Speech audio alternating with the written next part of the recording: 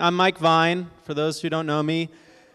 Hello, and I'm going to be talking about my adopted home, which works on two levels. One is the Free Coast, live in Portsmouth, and two, the region that we've come to call Arcadia.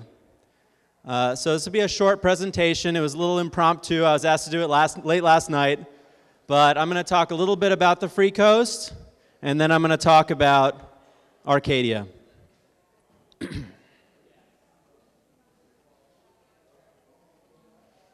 All right. Yeah. Yeah. Sure. I'll mention it.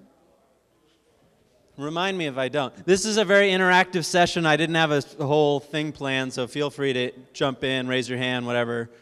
We can do questions. I'm sorry? Oh, I see. You have to go to the mic. Should we bring it up?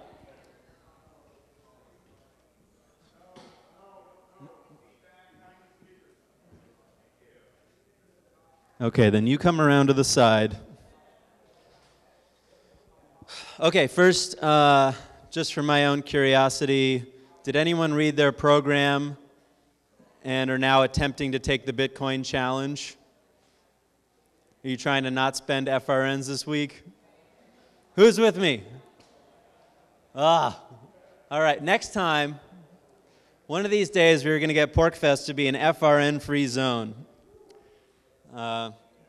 Okay, so we'll move on to the topic. The Free Coast. How many have you guys heard of the term the Free Coast, or do you know about the Seacoast of New Hampshire? No? You've heard of the Seacoast. Okay, so we live in the Seacoast. My wife and I moved to Portsmouth about 3 years ago, and we love it there. We have a great community, and in the last, I would say, year or so, we've taken on the moniker the Free Coast to represent our Liberty community. That's movers and the large number of natives that have joined in, that come in and have become active because of, well, some of them on their own, but also because of the presence of porcupines. So the Free Coast is, each region has kind of taken on its own niche, activism niche, and there's a lot of overlap, but we like to talk a lot about the Free Coast as the center of entrepreneurship as activism. We have a high proportion of families, business people that have moved to the Free Coast, that are starting businesses, that are getting involved in Bitcoin as you know, in a startup capacity. We have a traditional tech startup. It's called OU Hero, which is three movers have gotten together, and they're launching they've launched a website that is allowing people to essentially more easily practice agorism by listing individual skills and then being rated by people who've hired them for those skills. That's one example. Our Barbie over here co-runs Burrito Liberation, which is a restaurant in Newmarket, New Hampshire. It was the first restaurant to accept Bitcoin in New Hampshire, and I think still is the only restaurant to accept Bitcoin in New Hampshire. And we really believe in entrepreneurship as a way to realize liberty in our lifetime, because when you're the owner, you get to make those decisions. I mean, as an employee, you can beg and plead, and there's good reasons to be an employee. You know, you can make more money sometimes than being on your own, but as we become owners in New Hampshire, whether that's property or businesses, we start to have more prerogative to be able to make decisions and shape the society we want. Just as an aside, I run a PR marketing firm out of Portsmouth. I employ two Free Staters, fellow Free Staters, and a network of full-time, and then a network of freelancers, most of which are libertarian. And I tried to move us into a co-working space in Portsmouth, but because I didn't own the office, I had a little issue with my open carry. I like to open carry around Portsmouth. I think it's good to get people used, especially on the coast. We don't have as much of a native gun culture as you have further inland. So I open carry to start those conversations, and that became an issue at a co-working space. So we ended up leaving. I said, you know, yeah, you can say I can't have my gun, but I'm going to take my company elsewhere. And I still support them, and they do a lot of great things, but it did hit home to me that we really, when we are the owners, we set the terms. Just to give you a little background on the Seacoast, I like to call it a network city. There's kind of a meme, a notion going around that if you're a city person, Manchester is your only option in New Hampshire. And there's a lot of good reasons to move to Manchester. It definitely has the most active young liberty scene, and they've got two anarchist clubs, venues, and a lot going on there. And we make it out there at least once a month. But actually, in terms of population density, the Seacoast has a higher density overall than the Merrimack Valley, where Manchester is. Moving from Manhattan, I feel that the Seacoast is a more urban environment, more similar to what I'm used to. I grew up on the Upper East Side, and so we're used to a certain level of restaurants and services, and we've been able to find that quite successfully in Portsmouth. To me, to some extent, Manchester feels like a very, very big town, and Portsmouth feels like a very small city.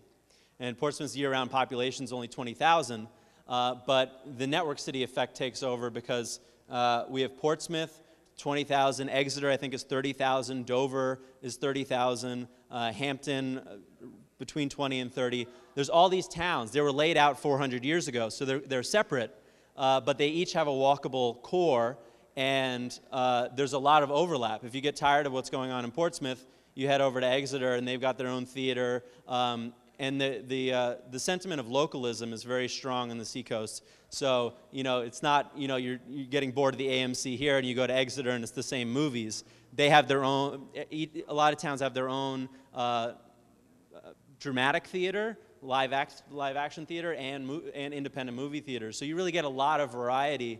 Our family, when we moved from New York, we're like, okay, yeah, give them like 6 months, they'll get bored, and they'll move home. We've been there 3 years, and there's way too much for us to do on a daily basis, so that we miss most of it. There's 3 film festivals in Portsmouth, and we actually haven't, I think we made it to 1 film at 1 festival since we moved up, because there's just so much going on, and you got your life and other things take over, and activism, so many activism opportunities. It's really been quite satisfying in that regard.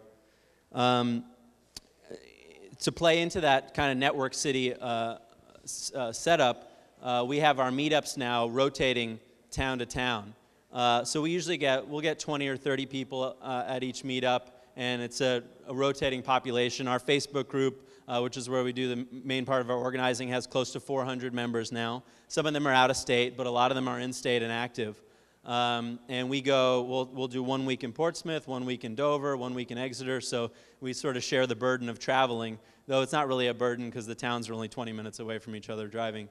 But it's a wonderful community. I think other parts of the state, which will remain nameless, get a lot of attention because they're loud.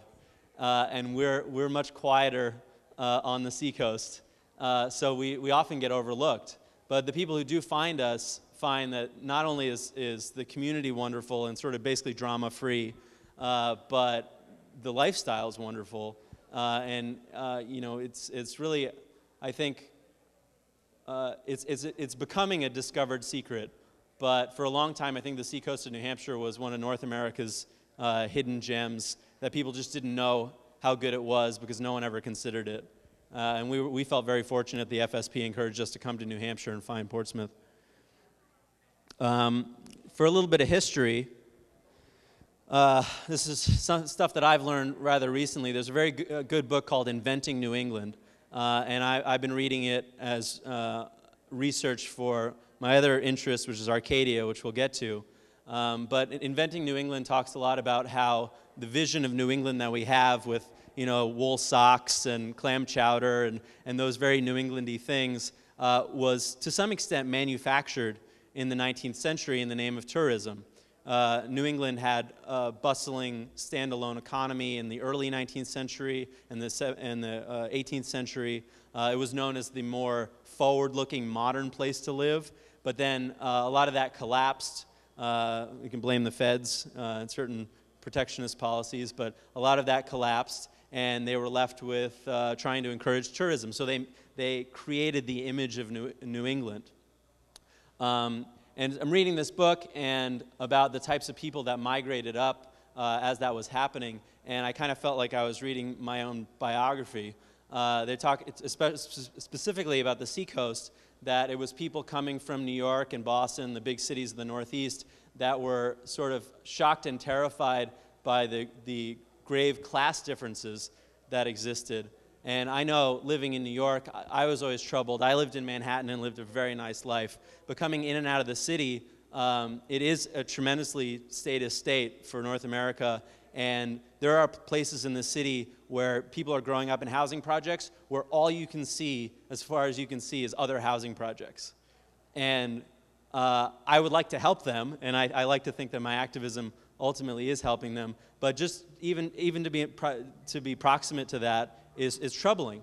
And moving to Arcadia, to the seacoast, we find that the culture here has an emphasis on everyone sort of treating each other like human beings, regardless of your wealth or class standing, and that's very nice. It's, you know, people, they shop at the same places, their kids go to the same schools, and you don't have the sense of this great divide that certain people are, you know, always supposed to be the underclass, and the other people get to be the rulers. And that was actually 100 years ago, was also a big reason that a lot of creative types, sort of the literati from the big cities, did move up to Portsmouth and Nantucket and a lot of these towns to try to build something that's a little bit more old world, and they felt just. Not that I think, you know, wealth imbalances are innately unjust, but you know, just that people treat each other humanely. So, you know, as Portsmouth developed, it initially was a tourist destination. Well, initially it was a big, prosperous city, but then as it regrew, it became a tourist destination where, unlike some of the other New England spots, people came there because they really wanted to preserve the history of what was there. Portsmouth really grew with the British West India trade, and there's just wonderful Georgian, federal-style buildings, Victorian buildings, and people went there, this literate class went there and started meticulously documenting the history of these buildings, preserving them, and we can see the legacy of that today. Half of the downtown is set aside as what's called the Strawberry Bank Museum, which is a living museum where they've actually rescued some buildings from around the city and moved them into an old-style neighborhood. So you kind of got a living, working city, a working waterfront, and then colonial Williamsburg just kind of mixed in. And you're walking along, and you know, there's no break. They have a little bit of a gate, but basically, you know, you're just walking along, and suddenly you're in colonial New Hampshire. So it's a wonderful place. Prescott Park, across from Strawberry Bank, is interesting for the volunteers in here. There was kind of a slummy waterfront where the sailors would get off. There was lots of brothels and that sort of thing, drugs going on. There was two sisters called the Prescott sisters who were wealthy, and they used a big portion of their wealth to buy the individual parcels and do private slum clearance, and turned it into a park that we now enjoy today. So if you make it to Portsmouth and you see Prescott Park, that was actually a voluntarily built park. It was turned over to the city for management, which, you know, but they actually have a private foundation that keeps it up as well. Some things that the Free Coast community is working on. We're getting more organized every day, and one of the things, a project that we're in the throes of, is looking for a space that we can set up a co-working space just for like-minded people. You know, I had that experience at a general co-working space, and convinced me that, you know, our values are different and we need our own institutions. And that's going to be the beginning of having also a cultural space, a place to have classes, and a place for so many of us are creatives and freelancers for us to get together and not have to be holed up in our basement doing our work. So that's underway. We're looking for a space. We formed an LLC to rent the space. That's one big project, and I think that's gonna really provide an anchor for our community the same way that the Quill and Area 23 have done in Manchester. The other project that we have that is ultimately why I wanted to come up and speak to you, is we have the Free Coast Festival going on in the fall, this fall. It's the first annual Free Coast Festival, and it's going to be September 19th and 20th. It will start with a pub crawl through Portsmouth's famed nightlife, famed for New Hampshire, and that's kind of in the tradition of Ron Paul pub crawl that we did in advance of his election that helped to actually cement our community. A lot of us met each other on that pub crawl, so we're going to recreate that. And then Saturday morning, we're going to meet in Newmarket, and we're going to have a series of short talks on radical entrepreneurship, featuring some of the fellows I mentioned. Lama Su, who makes the Bitcoin ATM, is going to have a representative. Carla, Queen Quill, is going to come and talk about building a Yankee Hong Kong, which is a goal for a lot of us. So that should be a lot of fun. And then we're going to split off. And some of us, if you want to get a little more expensive ticket, we're going to take a cruise of Portsmouth Harbor and down the coast. And the rest can stay behind in Newmarket, and there will be live bands for the balance of the evening. So I hope that those of you who haven't been to the Seacoast yet will take that opportunity. My wife Vanessa has flyers here if you want to just remember. It's freecoast.org/festival, and you can find more information, and I hope we see you again there. So I was going to move on and talk a little bit about Arcadia, but does anyone have any thoughts or questions about the Seacoast that I might answer?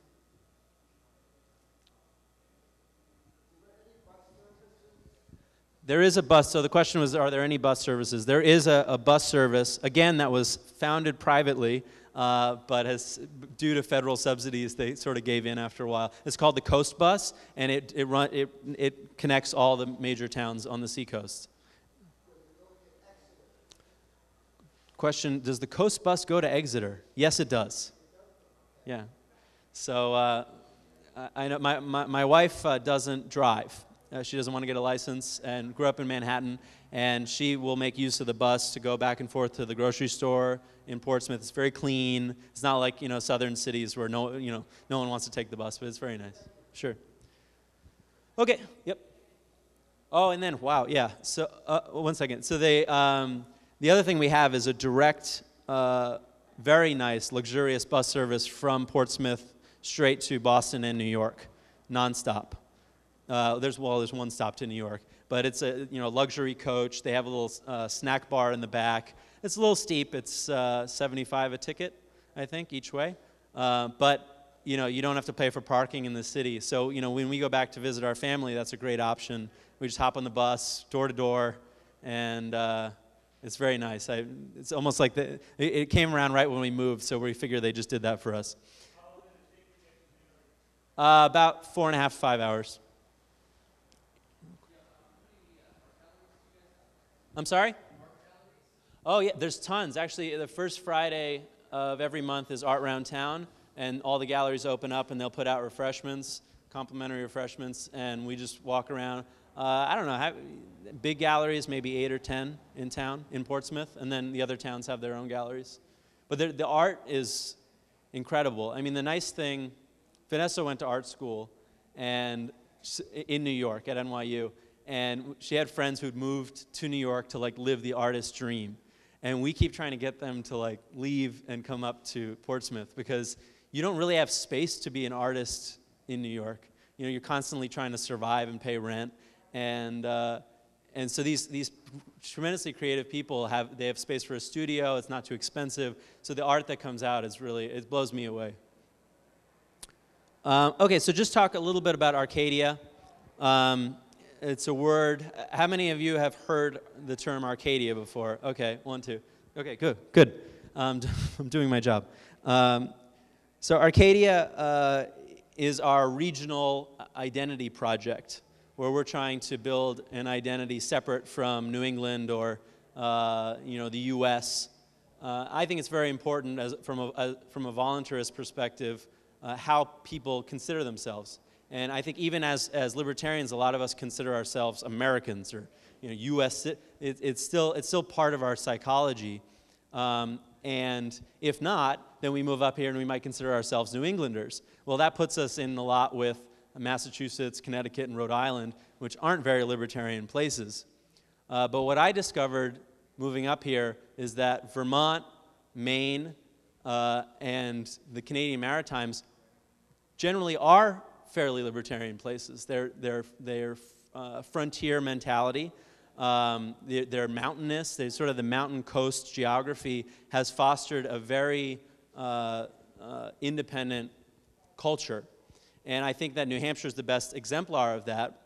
And of course, there's a lot of progressives in Vermont and Maine, but to some extent, in Vermont's case, those people were transplants. They had, the hippies had their own version of a Free State project in the 70s where they all decided Vermont was the place to go, and they moved up there. But the native Vermonters who've been there for many generations are like us. They like their guns, they like their gold, they're probably, well, they all grow weed, but so what I found, I think there is a distinct culture, and one of my projects that fellow porcupines have been helping me with is to identify that culture and to build it up.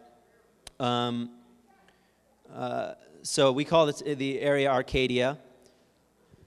There's a historical region in this area called Arcadia, which many of you I'm sure have heard, which was a French colony.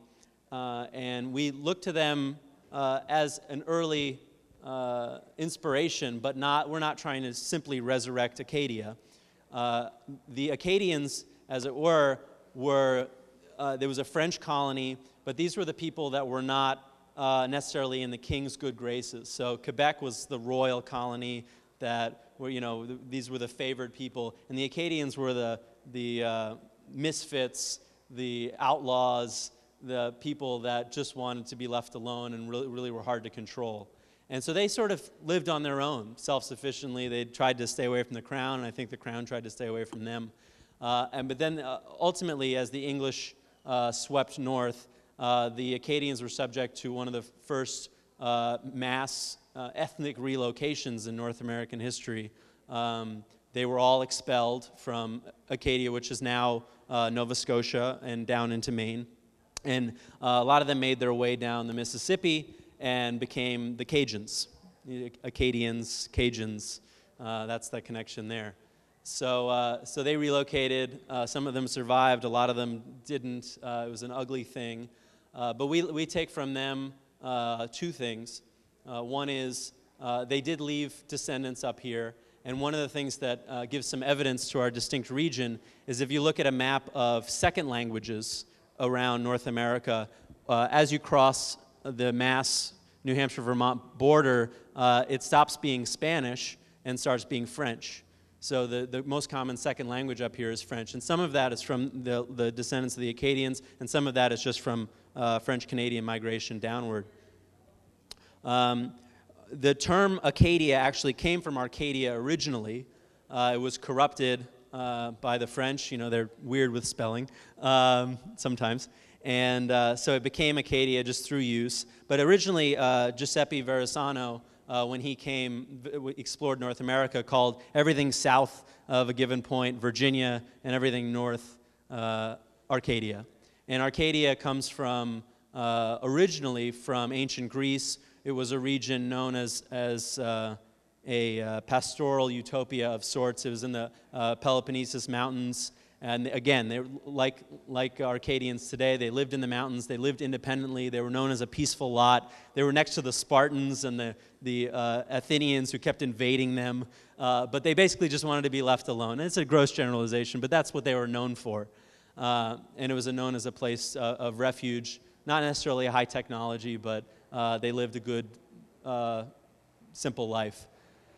So we like that message a lot, and it made its way through the Middle Ages. And you can look up. There's a famous painting by Thomas Cole, who actually was painting around here. He painted it to look like ancient Greece, but it was really the Hudson Valley and up into our Arcadian mountains here. And Thomas Cole, it's called Et in Arcadia Ego, which means it's a picture of people sitting around a gravestone saying, even in Arcadia, people die. You can't escape fate itself. But the notion is, even in this blissful, wonderful place, bad things do happen. But it's a famous painting and very beautiful. Some other evidence for Arcadia. It was a coherent and separate region in the Native American heyday. They considered this area very distinct from southern New England, or I'd call New England, and it was called the Wabanaki Confederacy, inhabited by the Abenaki. So they were distinct, not only distinct tribes, but a distinct confederation of tribes that were culturally separate. There was a big chasm crossing from Vermont into the Adirondacks. In fact, if I recall correctly, Adirondack was a curse word that the Mohawks ascribed to the Abenaki, calling them shoe eaters or something.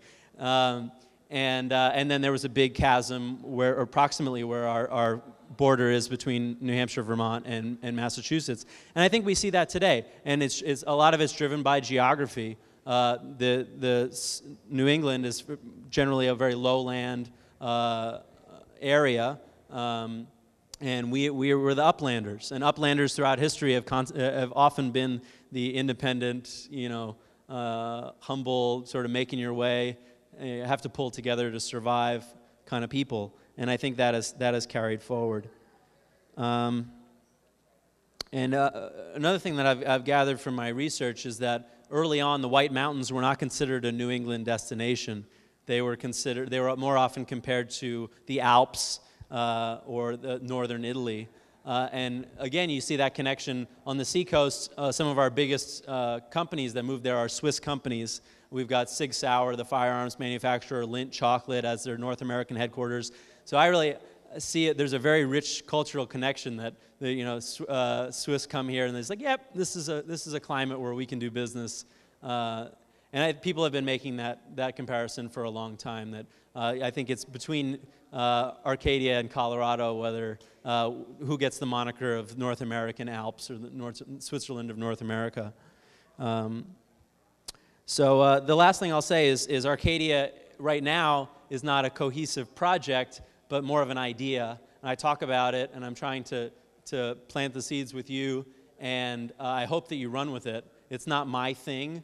I just think it's a way that we can start to identify with our neighbors. It's a way that we can view our move not in purely statist terms. So the FSP is inherently a minarchist project. We're trying to take over a state and run for office in a state. But for those of us who are trying to live voluntarily, I think there's also a reason to move and become Arcadian. So I hope that you develop projects around it. We've got a Facebook page. If you go to thearcadian.org, you can see our Facebook page and like us, and we'll do updates. And I'd love to see art and flags and different designs and all sorts of stuff. Oh, the last thing I'll mention is there's kind of a mirror project on the West Coast called Cascadia that they've been working on since the 70s. It's a little more lefty, progressive, but they have a lot of the same principles. They think that they get short shrift from being in these massive federal unions like Canada and U.S., and they think they have more in common culturally with each other, and that's Oregon, Washington, and British Columbia. So, and I think a lot of their values, whether it's focusing on ecology or being neighborly, the peace movements, I think there's a lot of overlap, actually. I think we are the East Coast version of Cascadia. So I hope that we work in tandem, and you can look at them. They're a great example. They've developed a whole culture. They've got their own, they field their own soccer team, and there's a non-FIFA league. They have a Cascadian team. So I think there's a lot of fun things we can do that have nothing to do with states or identifying with states, and this is a chance to do it. So thank you, and I'm open to any other questions.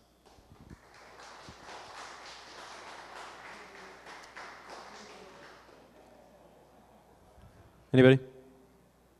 Yep. If the cameraman will like if you come up to the mic, but I'll repeat your question if you like.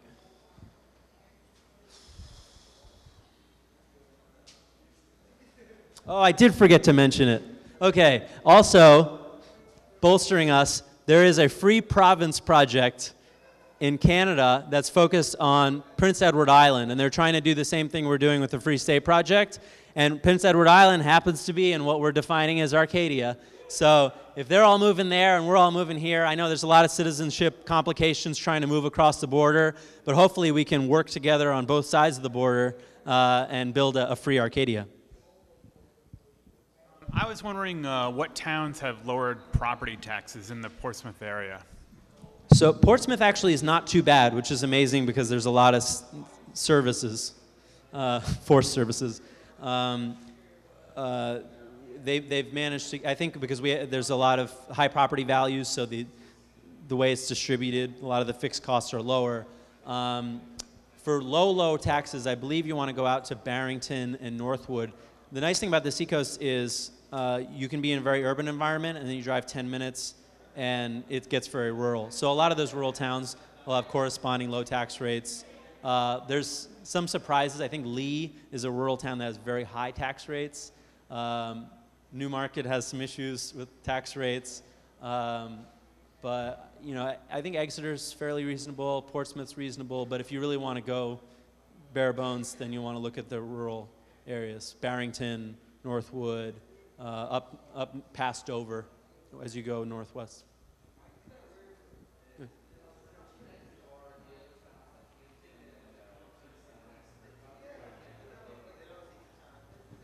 I think Portsmouth serves as sort of a regional hub, not only for. The question was how are Kingston, Exeter, and Hampton connected up with Portsmouth? So Portsmouth's a regional hub for not only that area of New Hampshire, but the southern coast of Maine. People come there to have a nice meal out and some entertainment and that sort of thing. So there is a strong connection. Hampton is mostly what do I call them nicely? Southies coming up, people coming from Mass to do day vacations. So it's not as culturally integrated. But we do have free coasters that live in Hampton. Everything's really close. We got I-95, 101. It's sometimes the distance is deceptive if you look at a map because getting from Exeter to Portsmouth, you either have to go the highway or you go on a smaller road. But yeah, pretty much if you're anywhere from Kingston east, you're in the Seacoast and you'll be hanging out with us. All right, thank you very much for listening. I appreciate it, and I hope to see you around.